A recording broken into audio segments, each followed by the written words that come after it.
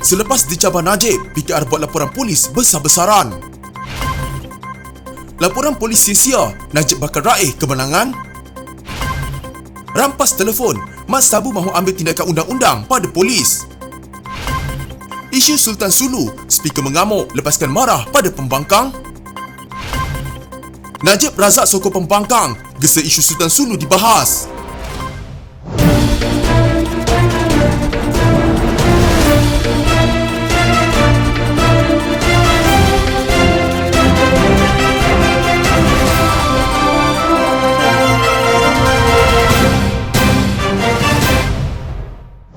Sebanyak 43 laporan polis dibuat terhadap bekas Perdana Menteri Najib Razak di Hulu Selangor berhubung dakwaan kecuaian berkaitan tuntutan waris Kesultanan Sulu. Ketua Bahagian PKR Hulu Selangor Dr. Satya Prakash Nadarajan berkata laporan itu dibuat bagi membolehkan kertas siasatan dibuka dan tindakan diambil terhadap ahli parlimen pekan itu. Tuntutan ini bermula ekoran keputusan pentadbiran Najib menghentikan bayaran tahunan kepada waris Kesultanan Sulu pada 2013 sekiranya beliau tidak cuai dalam menjalankan tugas sebagai Perdana Menteri. Beliau telah memastikan semua langkah diambil bagi menghalang dan menangani tindakan undang-undang susulan setelah bayaran itu dihentikan, katanya selepas membuat laporan polis di Ibu Pejabat Polis Daerah Hulu Selangor. Tambahnya, keputusan Najib itu dikatakan mencetus tindak balas waris Kesultanan Sulu yang memulakan saman di peringkat antarabangsa terhadap kerajaan Malaysia. Satya juga menggesa parti lain selain PKR dan Rakyat Bersatu menyatakan pandangan mereka. Beliau memohon polis mengambil tindakan secepat mungkin. Selain Satya, laporan polis terhadap Najib mengenai dakwaan kecuaian berkaitan tuntutan waris Kesultanan Sulu difailkan Timbalan Presiden PKR Rafizi Ramli dan Naib Presiden Nik Nazmi Nik Ahmad di Balai Polis Setiawangsa. Semalam Rafizi turut memanjangkan jemputan kepada aktivis Akar Umbi dari Amanah dan DAP untuk membuat perkara sama. Ahad lalu Rafizi ketika berucap dalam Kongres PKR menggesa laporan polis dibuat terhadap Najib berkaitan dakwaan waris Kesultanan Sulu menuntut pampasan berbilion ringgit kerana menyerahkan kedaulatan ke atas Sabah. Susulan itu Najib mencabar ahli PKR membuat laporan polis terhadapnya setiap kali beliau didakwa berbohong di media sosial dan berkata beliau tidak sesekali takut. Menurut Financial Times pada 12 Julai berkata waris Kesultanan Sulu merampas dua anak syarikat Petronas di Azerbaijan yang dikatakan menuntut 62.59 bilion ringgit daripada kerajaan Malaysia. Peguam pihak yang menuntut dilaporkan merampas aset Petronas didaftarkan di Luxembourg, Petronas Azerbaijan, Shah Deniz dan Petronas South Caucasus menurut Financial Times. Laporan itu menyebut tindakan merampas Petronas Azerbaijan dan Petronas South Caucasus itu sebahagian daripada tindakan undang-undang dikemukakan pada 2017 oleh waris Sulu untuk mendapatkan pampasan terhadap tanah di Sabah yang didakwa dipajak oleh nenek moyang mereka kepada sebuah syarikat perdagangan British pada 1878. Bagaimanapun, kerajaan berkata perintah itu tidak sah manakala Petronas menyifatkan tindakan itu sebagai tidak berasas.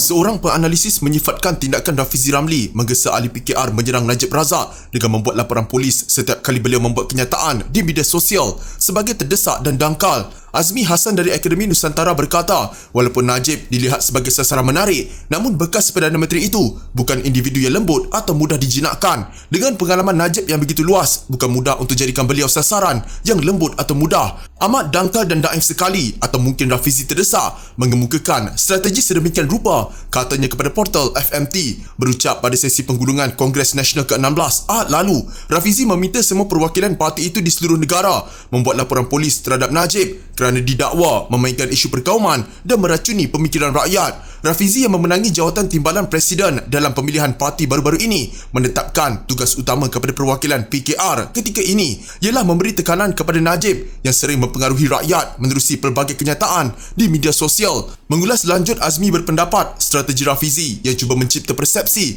Najib individu yang perlu ditewaskan hanya akan menguntungkan ahli parlimen pekan itu dan mematikan langkah PKR serta pembangkang menjelang pilihan raya umum ke-15. Walaupun ribuan laporan polis dibuat ahli PKR demi menyahut seruan Rafizi, yang mendapat untungnya adalah Najib dan Barisan Nasional kerana memberi publicity menjelang PR15. Ini adalah strategi yang akan makan diri sendiri, bukan sahaja terhadap Rafizi tetapi PKR dan pembangkang, tambahnya. Penganalisis keselamatan dan politik dari Universiti Teknologi Mara, Nur Nirwandi Mat Nordin berkata, acuan propaganda politik sempit atau serangan berbentuk peribadi tidak lagi relevan dalam arena politik negara ketika ini. Serangan berbentuk peribadi adalah perkara tidak sihat dalam politik negara. Sekiranya ini terus berlaku, maka rakyat akan lihat politik ini tidak sihat dan tidak baik, katanya. Beliau berkata rakyat dahagakan politik segar, bukannya mainan politik yang boleh menjauhkan mereka daripada arena politik, seterusnya mengakibatkan penurunan trend pengundian dalam pilihan raya. Perlunya ahli politik sama ada dari pembangkang atau kerajaan melepaskan seteru mereka dan kembali ke arah politik lebih progresif, kerana apa yang kita mahu adalah membina satu bentuk persepsi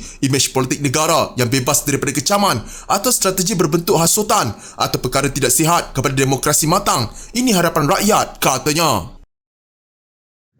Polis telah memulangkan semula telefon bimbit milik Muhammad Sabu selepas merampasnya daripada Presiden Amanah itu, kata Peguam Faiz Fazil. Telefon bimbit anak guam saya, YB Muhammad Sabu, sudah dikembalikan pada jam 1.30 petang tadi, tetapi saya percaya pihak polis telah mengambil data dari telefon tersebut, katanya dalam satu kenyataan di media sosial. Terdahulu Faiz berkata, polis merampas telefon bimbit Muhammad Sabu selepas dia memberi keterangan kepada pihak berkuasa berhubung flash mob membantah kenaikan harga barang baru-baru ini. Faiz yang juga ahli jawatan kuasa amanah berkata, Muhammad memberikan keterangan kepada polis selama kira-kira 2 jam di Bukit Aman mulai jam 11.15 pagi. Sesi siasatan berjalan agak panjang memandangkan pihak polis meminta telefon bimbit dirampas walaupun telah dibantah dengan hujah menggunakan nas undang-undang, katanya. Tambah Faiz, mereka berpendapat tidak ada kewajaran untuk polis merampas telefon bimbit berkenaan kerana video yang dipersoalkan oleh pihak berkuasa tiada kaitan dengan peranti tersebut. Ekoran tindakan polis berkenaan, kata Faiz, dia sudah menerima arahan daripada Muhammad untuk memulakan tindakan undang-undang ke atas polis. Saya telah menerima arahan Presiden Amanah untuk mengambil tindakan undang-undang terhadap pihak polis kerana bertindak melanggar hak privasi dan prinsip keadilan yang dijamin Perlembagaan Persekutuan, katanya. Amanah sudah mengadakan siri flash mob di beberapa lokasi sebagai membantah kenaikan harga pelbagai barang keperluan masyarakat, termasuk disertai Muhammad pada 17 Julai lalu. Muhammad menyertai bantahan yang diadakan di Jalan Jati Shah Alam. Menurut Faiz, bekas Menteri Pertahanan itu disiasat mengikut Seksyen 505 Kurungan B Kanun Keseksaan dan Seksyen 233 Akta Komunikasi dan Multimedia. Jangan kita buat kecoh sebegitu. Saya amat sedih semalam. Saya tengok bentara 2 orang muda-mudi kita yang bekerja di Parlimen. Muda-mudi, bentara, berdiri dekat situ 40 minit. Tidak dihormati langsung.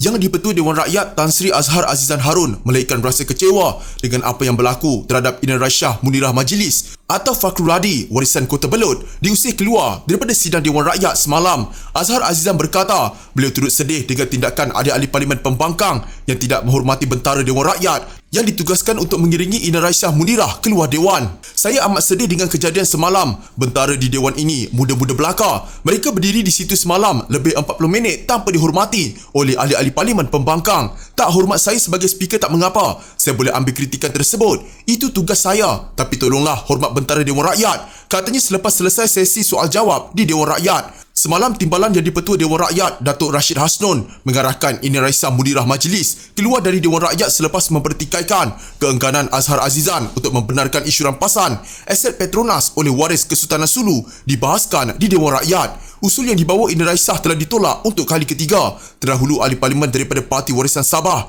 lantang mempersoalkan pendirian Kerajaan Persekutuan terhadap Sabah kerana tidak membenarkan usul berkenaan dibahas. Disebabkan itu Ina Raisyah dihalang daripada memasuki Dewan Rakyat selama 2 hari. Dalam pada itu Azhar Azizan berkata insiden yang berlaku semalam adalah gambaran yang tidak bagus untuk ditunjukkan kepada rakyat. Apa signal yang kita tunjuk kepada rakyat semua? Saya amat sedih, katanya lagi. Bingkas Bangun Muhammad Hadi Pamaidin, Pakatan Harapan Shah Alam, berkata pihaknya kecewa dengan tindakan Azhar Azizan yang enggan menerima usul daripada Ina Raisyah. Rakyat pun sedih dengan speaker juga, celah Muhammad Hadipah. Bagaimanapun Azhar Azizan berkata, ahli Parlimen Sepang Halipah Maidin, rakyat bukan tengok saya sahaja, tapi mereka tengok Sepang juga.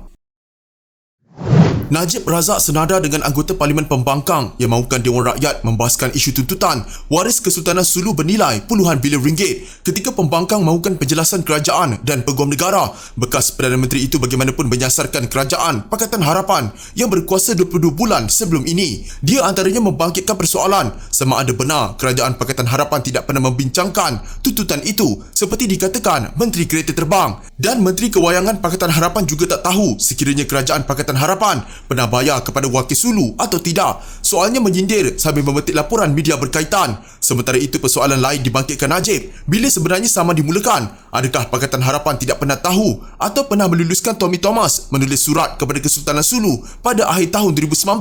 Adakah surat ini boleh disamakan dengan surat pemangku Setiausaha Kerajaan Johor pada 1953 kepada Singapura berkaitan pemilikan Pulau Batu Putih? Adakah Pakatan Harapan setuju dengan Mahathir Mohamad mendiang kapasing dan penganalisis undang-undang bahawa kita perlu memberhentikan bayaran dan tidak iktiraf tuntutan wakil Sulu? Persoalan-persoalan ini patut dijawab agar orang Pakatan Harapan tak lepaskan tangan seolah-olah mereka tidak bersalah dan tidak dijadikan bahan untuk mempersalahkan Kerajaan Barisan Nasional dahulu ataupun kerajaan hari ini, katanya. Speaker Dewan Rakyat Azhar Harun semalam menolak usul membincangkan isu rampasan aset Petronas di luar negara menyebabkan bantahan keras anggota Parlimen Pembangkang. Waris Kesultanan Sulu baru-baru ini menguatkuasakan keputusan timbang tara dengan cuba merampas dua anak syarikat Petronas yang diperbadankan di negara Eropah, Luxembourg. Awal tahun ini pemohonan berjaya mendapat award sebanyak 14.92 bilion American dollar bersamaan 62.59 bilion ringgit daripada kerajaan Malaysia. Tindakan itu diambil kerana Malaysia menggantung pembayaran tahunan RM5,300 kepada Kesultanan Sulu pada 2013 susulan perjanjian era penjajah.